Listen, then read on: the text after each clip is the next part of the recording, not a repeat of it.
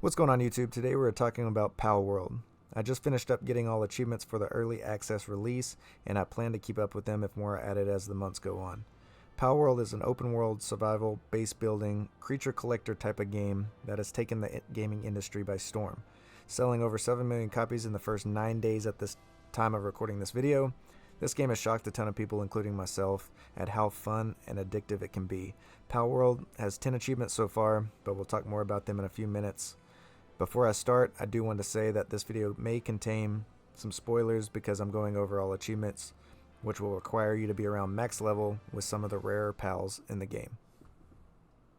The game starts off with you waking up on the beach of Palpagos Island with no weapons or materials to your name, only to find an iPad telling you that the towers are the key and that the tree holds the truth. The main objective for the first part of the game is to introduce you to the basic building mechanics and to teach you how to capture and use pals to help you around your base or to aid you in battle. I'm personally a fan of vague story settings to keep you forming your own imagination about what is happening in the world around you. Like I said before, Palworld is currently in an early access state, but in my 55 hours plus with the game, I didn't experience any game-breaking bugs. My game crashed one time that I can remember, but I think right now would be a good time to point out that my brother did play Palworld on his Steam Deck, and after he tweaked some settings, he was able to get the game running pretty good. I'm assuming that once Palworld is fully released, it will probably be verified on Steam Deck, but I haven't heard anything for sure on that. Since release of Early Access, Pocket Pair, the company that made Palworld, has released updates and patches to help with bugs that people have been reporting. They've got a roadmap for updates posted to their Steam page that talk about the improvements they plan to make in the near future, but so far I've just experienced a few minor things such as pals getting stuck or not doing tasks within the base, and also my world date not being correct with the right number of days that have passed in my world. But again, that's not really a big deal to me because you can just reset your pals at the pal box, and I think the world date issue is already fixed with the current update. Palworld has a lot of customizable options that you can even edit after you've created your world. You start off by choosing your preset difficulty from casual, normal, hard, and custom. Then you can tweak settings accordingly even further. You can edit things like stamina reduction rate to day time speed, to death penalties, to the number of pals that you can add to your base. The main difference in my opinion is the penalties for dying, with there being none on casual mode, with you dropping equipment and material items on normal mode, and then all items and pals dropped on hard mode. Of course, there is less XP gained as the difficulty goes up, eggs take longer to incubate, and you take more damage and deal less damage on hard difficulty. It's really cool that they added so many customizable options, especially for an early access state. I think this brings in an even wider variety of gamers who just want to chill and experience the game, to hardcore veteran survival players who want a challenge along the way. Gameplay is where this game shines. Collecting pals, building a base, and crafting weapons to explore a new world, who wouldn't enjoy this game?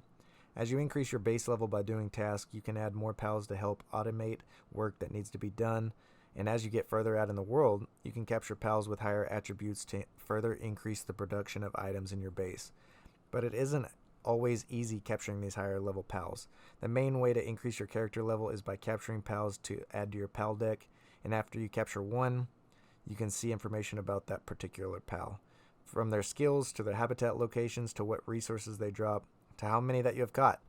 You gain quite a bit of XP for each capture, and then you receive bonus XP for capturing 10 of that pal. And as you capture them, you decide how you want to use them. If they're one of your favorites, you can put them in your party to summon in battle, or you can ride them around the world. If they have great stats, you can assign them to cook, mine, transport items, or help build things around your base. To help control area progression, certain areas of the map are limited to what gear you are wearing, so you'll either need heat protection or cold protection depending on what area you're in. Oh yeah, and it gets a little chilly at night too. The map is absolutely huge. There are bonfire-esque travel points scattered throughout each region to help gathering needed pals or just exploring new areas. After you have pals assigned to help craft certain materials, you do gain a sort of passive XP towards a new level, and then with each new level you unlock around 5 or 6 new things that you can craft to further enhance your character or further enhance your base. In my experience, these items were spaced out perfectly, with me striving for just one more level before bed to get the ability to craft a new weapon or saddle to ride a new pal. Another highlight of Palworld's gameplay loop is the day-night cycle.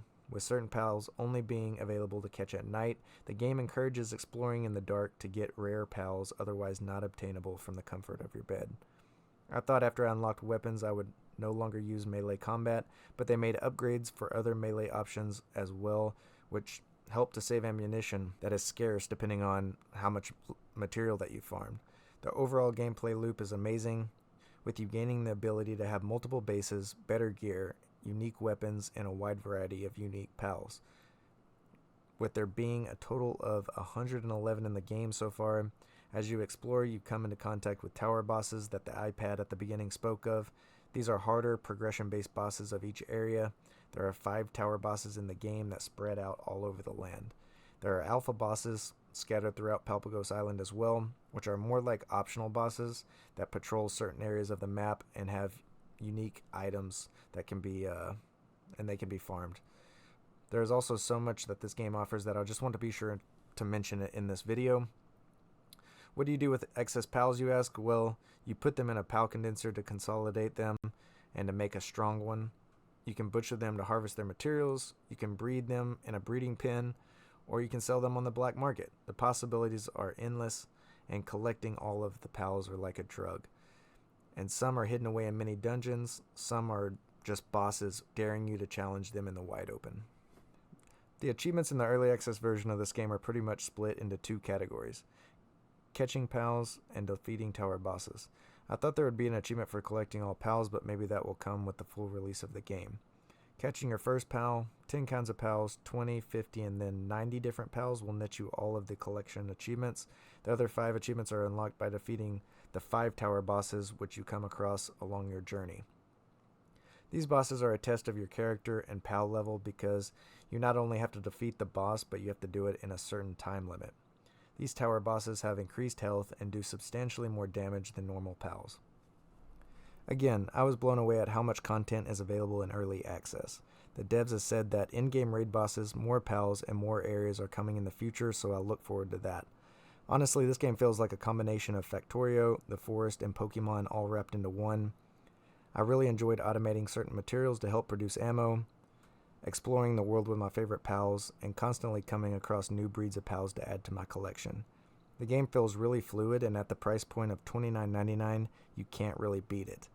I definitely got my money's worth out of this one, and Palworld completely took me off guard, and it'll honestly probably be one of my favorite games of 2024. Thank you for listening. Feel free to add me on Steam, as I am constantly playing games and going for 100% completion in them.